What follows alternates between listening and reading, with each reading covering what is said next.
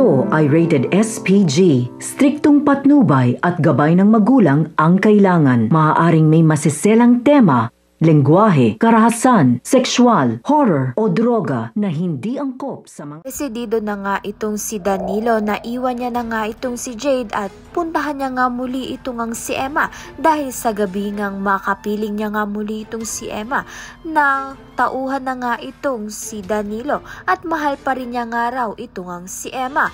Subalit ito namang si Jade dahil nga sa selos at galit si Mookie nga ang pagbubuntungan niya. Hindi na nga mapigilan ni Jade ang galit niya. Kaya naman nga't makikilala nga ni Mookie ang tunay na pagkatao nga nito ni Jade na nagpapanggap nga lang siya bilang Jade dahil siya nga ang tunay na Olive. Samantalang lahat nga gagawin nito ni Jade makuha nga muli itong ang si Danilo at gayon din naman nga itong si Logan dahil napamahal na nga itong si Logan dito nga kay Emma. Sa kabilang banda naman nabalik na nga itong si Ador at natuntun na nga niya kung saan nga tinatago ni Jade itong si Ligaya at may posibilidad na si Ador nga ang magpatakas dito nga kay Ligaya. Kaya naman nga't nalalapit na ngang makalaya itong ang si Ligaya at masabi niya na nga ang katotohanan dito nga kay Emma. Kaya naman nga't yan at iba pa ang dapat nating pakaabangan. Maraming salamat sa iyong panonood.